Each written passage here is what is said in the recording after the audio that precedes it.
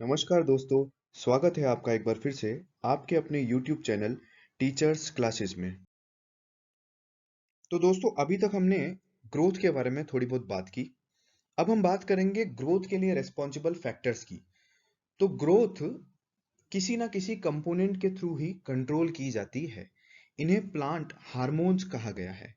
यानी कि ऐसे कंपोनेंट जो अपनी कम कंसंट्रेशन में ग्रोथ के लिए जरूरी है।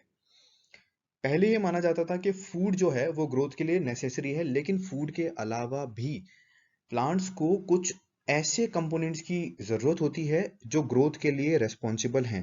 इन्हें ही प्लांट हार्मोन्स नाम दिया गया।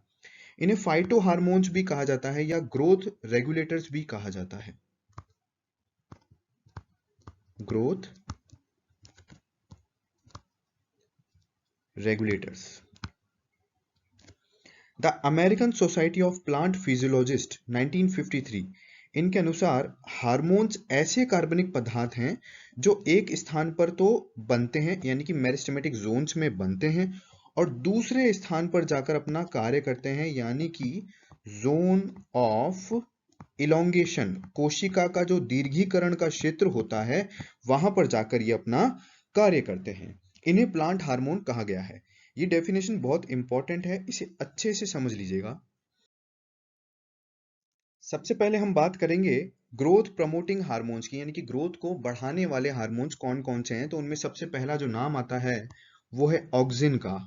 ऑक्सिन एक बहुत इंपॉर्टेंट हार्मोन है और इससे रिलेटेड क्वेश्चन ऑलमोस्ट हर एग्जाम में पूछे जाते हैं। तो इसके लिए एक डेफिनेशन दी गई है कि ये एक ऐसा कार्बनिक पदार्थ है जो अपनी बहुत कम सांद्रता में, यानी कि 0.01 मोल में भी शूट इलांगेशन को बढ़ाता है। शूट इलांगेशन के लिए जिम्मेदार है, यानी कि जो स्टेम है उसकी लेंथ के लिए जिम्मेदार है, उसकी लेंथ में इंक्रीज के लिए रेस्पॉन्सिबल है। इसकी डिस्कवरी के बारे में अगर बात की जाए तो एक साइंटिस्ट थे, जूलियन वॉन सैक्स। इन्होंने बताया था कि प्लांट्स के अंदर नए ऑर्गन सिंथेसिस करने वाले कंपोनेंट प्रेजेंट होते हैं।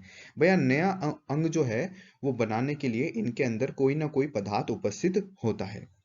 इसके बाद में चार्ल्स डार्विन, इन्होंने अपनी पुस्तक power of movement in plant, इसमें इन्होंने वृद्धि को बढ़ावा देने वाले पदार्थों की उपस्थिति के बारे में बताया कि भाई कैसे ना कैसे आप ये मान लीजिए कि प्लांट्स के अंदर ऐसा कोई ना कोई सब्सटेंस उपस्थित है जो प्लांट की ग्रोथ को इंक्रीज करता है। चलिए दोस्तों अब बात करते हैं एविना कोलियोप्टाइल टेस्ट के बारे में, या फिर बायो एसे ऑफ ऑक्सिन के बारे में। ये जो टेस्ट था ये FW वेंट के द्वारा परफॉर्म किया गया था। इसमें इन्होंने एविना सटाइवा के कोलियोप्टाइल का यूज किया था। एविना सटाइवा यानी कि जई का जो पौधा होता है उसके कोलियोप्टाइल का यूज किया था। और कोलियोप्टाइल क्या होता है ये आप लोग सब जानते होंगे।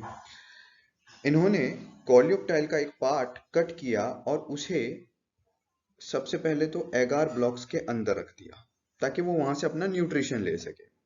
इसके बाद इन्होंने इस कोलियोप्टाइल का जो एक्सिस पार्ट था इसे वहां से रिमूव कर दिया। अब इन्होंने एक दूसरा एगार ब्लॉक इस कोलियोप्टाइल के एक्सिस पार्ट के थोड़ा सा साइड में रखा, कुछ इस तरह से जो डायग्राम में आप देख पा रहे हैं। कुछ टाइम बाद इन्होंने एक बात नोट की, वो ये थी कि ये जो कोलियोप्टाइल था इस एगार ब्लॉक को रखने के ऑपोजिट डायरेक्शन की ओर झुक गया था। अब इन्होंने इस एक्सपेरिमेंट को थोड़ा सा और आगे बढ़ाया और इस बार इन्होंने ये जो कोलियोप्टाइल था इसके ऊपर एकदम सीधा एगार ब्लॉक रखा। जब इन्होंने ऐसा किया तो इन्होंने देखा कि ये जो कोलियोप्टाइल है ये एकदम सीधी ग्रोथ कर रहा है, बिना किसी परेशानी के एकदम सीधी ग्रोथ कर रहा है। इससे इन्होंने ये कंक्लूजन निकाला कि इस एपिकल पार्ट के अंदर कोई ना कोई ऐसा कंपोनेंट फॉर्म हो रहा है जो सबसे पहले इस एगार ब्लॉक की तरफ मूव करता है और उसके बाद में वापस एगार ब्लॉक से इस कोलियोप्टाइल के अंदर आता है, और यही कंपोनेंट जो है वो इस कोलियोप्टाइल की एक्सिस ग्रोथ के लिए रिस्पॉन्सिबल है। इसे कहा जाता है एविना कोलियोप्टाइल टेस्ट या बायो एसे ऑफ ऑक्सिन। दोस्तों अब बात करते हैं नेचुरल ऑक्सिन और केमिकल नेचर ऑफ ऑक्सिन। जो नेचुरल ऑक्सिन है उनके बारे में बात करते हैं। नेचुरल ऑक्सिन का मतलब है जो नेचर में फ्रीली बनते हैं, नेचर जो है उन्हें बना रही है। सिंथेटिक ऑक्सिन अगर आप बात कर रहे हैं तो सिंथेटिक ऑक्सिन का मतलब है कि ह्यूमन एक्टिविटीज के कारण वो बन रहे हैं लैब्स के अंदर, लेबोरेटरीज में। तो सबसे पहले एक ऑक्सिन ए को ह्यूमन यूरिन से अलग किया गया था। इसे नाम दिया गया था ट्रायोलिक एसिड। इसके बाद में मकई के बीज का तेल, ये जो कॉर्न जर्म ऑयल होता है, यहां से भी एक और कंपोनेंट अलग किया गया था। इसे नाम दिया गया था ऑक्सिन बी। अब इन्हें ऑक्सिन ए, ऑक्सिन बी नाम क्यों दिया गया था? तो वो इसीलिए दिया गया था क्योंकि ये कहीं ना कहीं ऑक्सिन की तरह नेचर शो कर रहे थे।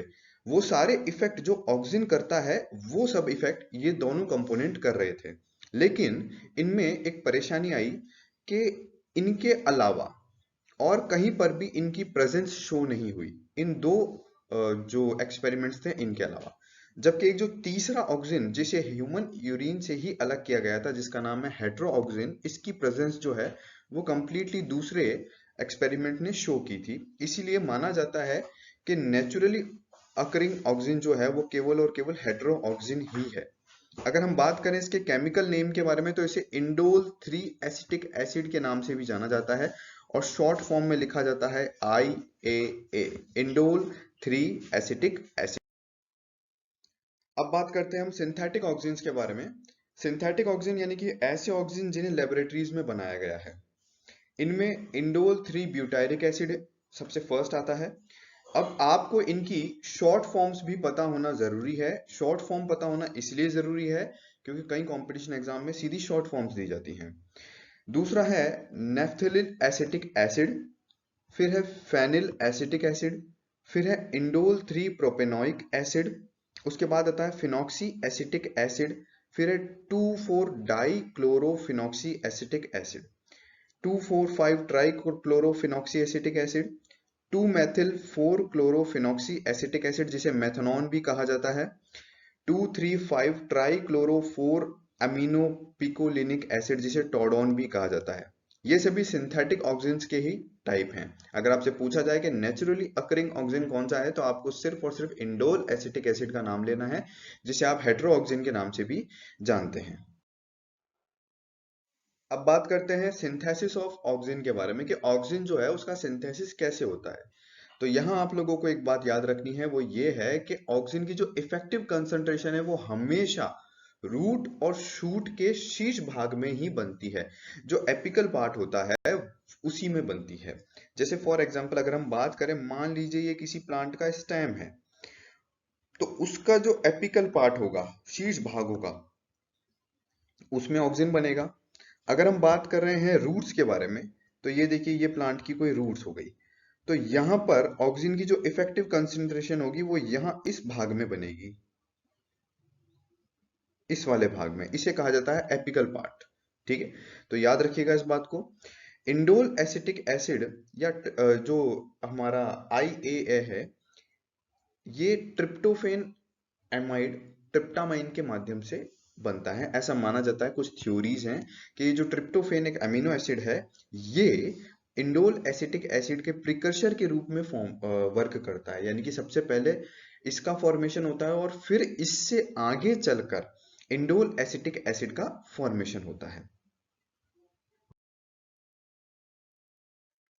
अगर हम बात करें distribution of auxin in plant के बारे में, तो अकॉर्डिंग टू थीमन, एक बहुत बड़े साइंटिस्ट थे, उन्होंने बताया था कि ऑक्सिन की जो कंसंट्रेशन है वो शूट एपेक्स से कम होती है उसके बेसल पार्ट की तरफ, और फिर वापस से रूट एपेक्स तक बढ़ जाती है।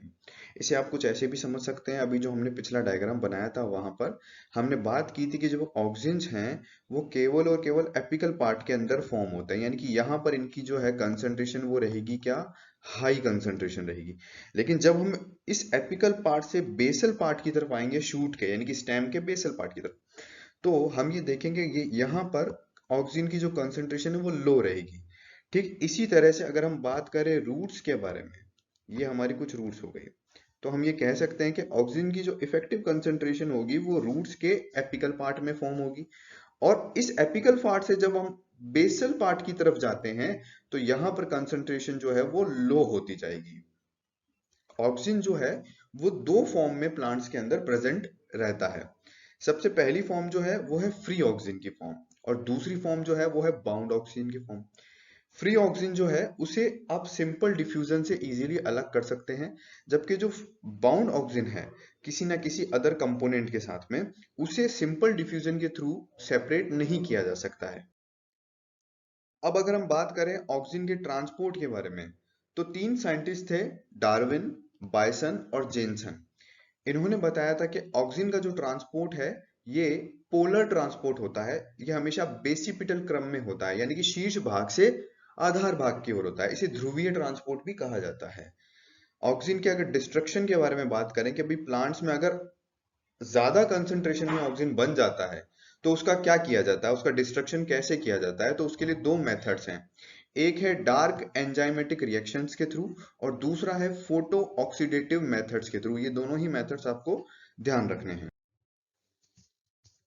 दोस्तों अब बात करते हैं फिजियोलॉजिकल इफेक्ट ऑफ ऑक्सीजन के बारे में, जिनमें सबसे पहला इफेक्ट आता है सेल एलोंगेशन, यानी कि कोशिका दीर्घीकरण। फिजियोलॉजिकल इफेक्ट्स क्या हैं, तो ऑक्सीजन जो हैं या फिर जितने भी प्लांट हार्मोन्स जो हैं वो प्लांट्स के अंदर कुछ फिजियोलॉजिकल चेंजेस करते हैं। उन्हें कहा जाता है physiological effect of particular hormone. सबसे पहले हम बात कर रहे हैं ऑक्सीजन के बारे में, तो इसका जो सबसे पहला इफेक्ट है वो है सेल इलोंगेशन। अब ये सेल इलोंगेशन कैसे करता है, तो इसमें आपको याद रखना है ऑस्मोटिक कंसंट्रेशन में इंक्रीज करके, सबसे पहला जो याद रखना है। दूसरा, ये वाटर के लिए जो सेल वॉल है, जो सेल मेम्ब्रेन है, उसकी परमिएबिलिटी को इंक्रीज कर देता है। तीसरा, ये वॉल प्रेशर में कमी लाता है। आप लोग जानते होंगे कि वॉल प्रेशर जो है वो टर्गर प्रेशर के अगेंस्ट लगता है और इसकी वजह से सेल जो है अपना साइज मेंटेन रख पाती है, यानी कि और ज्यादा वाटर अब अंदर नहीं आ सकता। क्यों नहीं आ सकता, क्योंकि इससे जो सेल वॉल है वो फट जाएगी। तो वॉल प्रेशर जो है उसको कम कर दिया जाता है। अब जैसे ही वॉल प्रेशर को कम किया जाता है तो सेल वॉल जो है वो जगह जगह से टूटने लग जाती है, कुछ इस तरह से, क्योंकि प्रेशर तो लगातार इंक्रीज हो रहा है। तो यहाँ पर ऑक्सीजन एक और काम करता है, वो ये है कि ये जो सेल वॉल के कंपोनेंट्स है यहाँ पर इनका नया फॉर्मेशन करता है। सेल वॉल के कंपोनेंट्स जो है उनका फॉर्मेशन करवाया जाता है बहुत तेजी से, ताकि जो सेल वॉल है वो पूरी तरह से फटे ना, उसका रप्चरिंग ना हो, और इससे जो साइज है उसको इंक्रीज होने में हेल्प मिलती है। जो लास्ट इसका पॉइंट है वो है स्पेसिफिक आरएनए और प्रोटीन के सिंथेसिस को इंड्यूस करके। देखिए आरएनए जो है वो आगे चलकर प्रोटीन्स का फॉर्मेशन करते हैं, और ये जो प्रोटीन्स हैं वो आगे चलकर जो सेल के बेसिक कंपोनेंट हैं उनका फॉर्मेशन करते हैं। हमारा नेक्स्ट फिजियोलॉजिकल इफेक्ट है सेल डिवीजन। देखिए सेल डिवीजन जो है वो प्लांट की ग्रोथ के लिए बहुत जरूरी है। सेल इलोंगेशन यानी कि जिसमें सेल्स के साइज में इंक्रीज होता है। अब जब साइज इंक्रीज हो जाता है तो वो सेल जो है वो दो अलग अलग सेल्स में डिवाइड हो जाती है।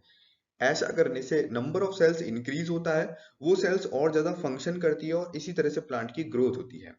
तो कैम्बियम की जो एक्टिविटी होती है, कैम्बियम यानी कि हमने शुरुआत की कुछ क्लासेस में देखा था प्लांट एनाटॉमी की, कि कैम्बियम जो है वो सेकेंडरी ग्रोथ के लिए रेस्पॉन्सिबल होती है। तो कैम्बियम की जो एक्टिविटी है वो ऑक्सीजन की अवेलेबिलिटी पे ही डिपेंड करती है। अगर हम बात करें रेस्पायरेशन के बारे में, तो जेम्स बोनर के अनुसार ऑक्सीजन रेस्पायरेशन को भी इंड्यूस करता है। ऑक्सीजन का ट्रीटमेंट जो है वो एटीपी के फॉर्मेशन और उनकी यूज को बढ़ा सकता है। भाई अगर सेल जो है वो लगातार डिवाइड कर रही है, उसको एनर्जी की बहुत ज्यादा जरूरत पड़ेगी, उसे नए कंपोनेंट्स का फॉर्मेशन करना है, ऐसी कंडीशन में उसको एटीपी का ज्यादा से ज्यादा फॉर्मेशन करना पड़ेगा। तो जो ऑक्सीजन का ट्रीटमेंट है वो इन एटीपी के फॉर्मेशन को, यानी कि इनके निर्माण को प्रेरित कर देता है। अब इनके निर्माण को प्रेरित करते हुए ये इनके यूज को भी प्रेरित करता है। और हम जानते हैं कि ऊर्जा का यूज हम करते हैं रेस्पायरेशन में, ऊर्जा का फॉर्मेशन करते हैं हम किस में, रेस्पायरेशन में। हमारा जो फोर्थ पॉइंट है वो है root initiation. Indole acetic acid जो है वो रूट के आरंभन को बढ़ाता है, रूट इनिशिएशन। अगर आप किसी नर्सरी में जाएं तो वहां आप देखेंगे कि छोटी छोटी बहुत सारी कलमें होती हैं और वो बहुत इजीली जर्मिनेट हो जाती हैं, बहुत इजीली। तो इन नर्सरीज में ये जो कलम होती है, जो स्टेम की छोटी छोटी कटिंग्स होती हैं, इनको ऑक्सीजन से ही ट्रीट करके लगाया जाता है। ऑक्सीजन रूट्स को, नई रूट्स के फॉर्मेशन को इंक्रीज कर देता है उस पर्टिकुलर पार्ट के अंदर।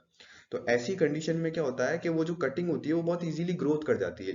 जबकि अगर हम घर में ऐसी किसी कटिंग को लगाने की कोशिश करते हैं तो बहुत मुश्किल ही चांस ऐसा होता है कि वो कटिंग जो है इजीली ग्रो करेगी। हमारा नेक्स्ट पॉइंट है एपिकल डोमिनेंस। अब सवाल ये उठता है ये एपिकल डोमिनेंस क्या है। तो सबसे पहले आपको इसकी डेफिनेशन जो है वो दिमाग में रखनी है, और वो ये है कि शीर्ष कलिकाओं की उपस्थिति पार्श्व कलिकाओं के विकास को रोकती है। शीर्ष कलिकाएं यानी कि जो शीर्ष भाग में उपस्थित है उन्हें कहा जाता है शीर्ष कलिकाएं, जबकि जो पार्श्व कलिकाएं होती है वो पार्श्व भागों में स्थित होती हैं। तो ये जो शीर्ष कलिकाएं हैं इनकी उपस्थिति जो है इन पार्श्व कलिकाओं के डेवलपमेंट को रोकती है। इसे समझाने के लिए एक थ्योरी दी गई है जिसका नाम है न्यूट्रिएंट डाइवर्जन थ्योरी, यानी कि जो पोषक तत्व है उसका डाइवर्जन कर दिया जाए। ये थ्योरी दी गई थी एफ.डब्ल्यू. वेंट के द्वारा। एफ.डब्ल्यू. वेंट ने ये बताया कि जो शीर्ष कलिकाएं होती हैं इनमें ऑक्सीजन की ज्यादा कंसंट्रेशन होती है। अब ऑक्सीजन की ज्यादा कंसंट्रेशन होने के कारण होता यह है कि ऑक्सीजन जो है वो इन शीर्ष कलिकाओं के लिए ज्यादा फूड सप्लाई करवा देता है। अब ऐसी कंडीशन में जो लेटरल बर्ड्स होती हैं उनको इनफ फूड नहीं मिल पाता है और वो डोरमेंट स्टेज में ही रह जाती है। अब सवाल ये उठता है कि ऑक्सीजन जो है वो यहाँ पर ज्यादा फूड सप्लाई कैसे करवा रहा है। तो देखिए शुरुआत के जो फिजियोलॉजिकल इफेक्ट है उनमें हमने बात की थी। सेल इलोंगेशन करता है ऑक्सीजन, सेल डिवीजन करता है ऑक्सीजन, रेस्पायरेशन करवाता है ऑक्सीजन। तो इन तीनों प्रोसेस के द्वारा ऑक्सीजन जो है वो ज्यादा फूड सप्लाई कर देता है। भाई जहां पर सेल ज्यादा इलोंगेट हो रही है वहीं पर ज्यादा फूड की जरूरत होगी, जहां पे सेल्स डिवाइड हो रही है वहीं पर ज्यादा फूड की जरूरत होगी, जहां पर रेस्पायरेशन का प्रोसेस बहुत ज्यादा चल रहा है वहीं पर ज्यादा फूड की जरूरत होगी। तो शीर्ष बर्ड जो होती है, एपिकल बर्ड जो होती है, इनमें ऑक्सीजन की हाई कंसंट्रेशन जो है वो इस बात को निश्चित करती है कि इनको ज्यादा से ज्यादा फूड मिले। जो हमारा नेक्स्ट फिजियोलॉजिकल इफेक्ट है वो है inhibition of lateral growth. Oxygen जो है वो लेटरल ग्रोथ के फॉर्मेशन को भी रोकता है। जिस तरह से ऑक्सीजन लेटरल बर्ड के फॉर्मेशन को रोकता है उसी तरह से ऑक्सीजन लेटरल रूट्स के फॉर्मेशन को भी रोकता है। अगर ऑक्सीजन के अदर इफेक्ट्स के बारे में बात की जाए तो प्रिवेंशन ऑफ एब्सिसन लेयर, इसे रोकने का काम करता है ऑक्सीजन। अब ये एब्सिसन लेयर क्या है, तो मान लीजिए ये कोई प्लांट की लीफ है। अब ये जो लीफ है मान लीजिए इसे इस पार्ट से अलग होना है, तो सबसे पहले यहाँ पर एक लेयर का फॉर्मेशन होगा। इस जगह की जो सेल्स होंगी वो धीरे धीरे डेड होने लग जाएगी और यहाँ पे जितनी भी मेटाबॉलिक एक्टिविटीज है वो बिल्कुल लो उसमें आ जाएंगी। अब आखिर में ये जो एब्सिसन लेयर है इस पूरे पार्ट में फैल जाएगी जिसकी वजह से ये जो लीफ है इस पार्ट से सेपरेट हो जाएगी। तो ऑक्सीजन जो है इस एब्सिसन लेयर के फॉर्मेशन को रोकता है। नेक्स्ट हमारा जो फिजियोलॉजिकल इफेक्ट है वो है पार्थेनोकार्पी।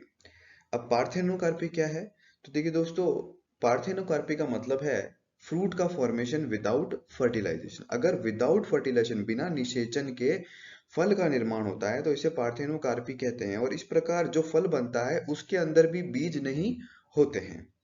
नेक्स्ट है हमारा फ्लावर इनिशिएशन। यहाँ पर ये दीक्षा नहीं है, आरंभन है, फ्रूट्स के निर्माण को प्रारंभ करता है।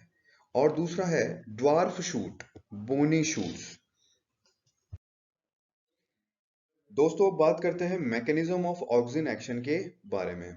इसमें कुछ थ्योरीज आती हैं जिनमें सबसे फर्स्ट थ्योरी थी मॉलिक्यूलर रिएक्शन थ्योरी। ये थ्योरी स्कूग नाम के एक साइंटिस्ट के द्वारा दी गई थी 1942 में। इन्होंने बताया था कि ऑक्सीजन जो है वो कोएंजाइम्स के रूप में वर्क करता है और शायद इसी वजह से वो प्लांट्स की ग्रोथ के लिए रेस्पॉन्सिबल है। कोएंजाइम्स जो हैं वो एंजाइमेटिक एक्टिविटी को इंक्रीज करते हैं। तो स्कूग ने बताया कि ऑक्सीजन जो है वो एज अ कोएंजाइम वर्क करता है। जो सेकंड थ्योरी आई वो थी एंजाइमेटिक इफेक्ट थ्योरी। इस थ्योरी को थीमन ने दिया था 1936 में। इन्होंने बताया कि ऑक्सीजन जो है वो एंजाइम्स के लिए एक प्रोटेक्टिव कंपोनेंट का काम करता है, यानी कि एंजाइम्स जो है इनको ये प्रोटेक्ट करके रखता है। इस वजह से वहां पर मेटाबॉलिक रेट्स जो हैं वो बढ़ी हुई रहती हैं। जो हमारी थर्ड थ्योरी है वो है ऑस्मेटिक इफेक्ट थ्योरी। ये थ्योरी काजा के द्वारा दी गई थी 1935 में। इन्होंने बताया कि जितनी भी ऑस्मेटिक रिएक्शन होती है, ऑस्मोटिक रिएक्शंस होती हैं, जितनी भी ऑस्मोटिक रिएक्शंस, इन पर ऑक्सीजन का प्रभाव पड़ता है और इसकी वजह से वाटर की जो खपत है, वाटर का जो अपटेक है वो बढ़ जाता है। जो हमारी अगली थ्योरी इसमें आती है वो है थ्योरी ऑफ सेल इफेक्ट। ये थ्योरी दी गई थी बर्नस्टॉर्म के द्वारा 1953 में। इन्होंने बताया कि ऑक्सीजन सेल वॉल के माइक्रोफाइब्रिल्स को लूज कर देता है। अब जब ये लूज कर देता है सेल वॉल के माइक्रोफाइब्रिल्स को, तो वहां पर एक स्पेस क्रिएट हो जाता है, एक छोटा सा स्पेस कुछ इस प्रकार से क्रिएट हो जाता है और इस स्पेस के अंदर नए माइक्रोफाइब्रिल्स का फॉर्मेशन हो जाता है। हम लोगों ने बात की थी कि ऑक्सीजन जो है वो सेल वॉल के कंपोनेंट्स का फॉर्मेशन करता है, तो ये जो थ्योरी है ये उसी को सपोर्ट करती है। हमारी जो अगली थ्योरी है वो है न्यूक्लिक एसिड फॉर्मेशन का सिद्धांत। ये सिद्धांत दिया गया था पिलेट के द्वारा 1970 के अंदर। इन्होंने बताया कि ऑक्सीजन की जो मूवमेंट है, ऑक्सीजन की जो एक्टिविटी है वो स्पेसिफिक एमआरएनए के सिंथेसिस से जुड़ी हुई है। ऑक्सीजन एमआरएनए का फॉर्मेशन करवाता है। ये एमआरएनए आगे चलकर प्रोटीन का फॉर्मेशन करते हैं और न्यूक्लिक एसिड का फॉर्मेशन करते हैं और इन्हीं से आगे चलकर प्लांट की ग्रोथ होती है और इस तरह से ऑक्सीजन जो है वो प्लांट की ग्रोथ के लिए रेस्पॉन्सिबल है। दोस्तों ये है हमारे आज के टॉपिक में से कुछ सवाल। सबसे फर्स्ट क्वेश्चन है which hormone is responsible for apical dominance. शीर्ष प्रभाविता के लिए कौन सा हार्मोन जिम्मेदार होता है?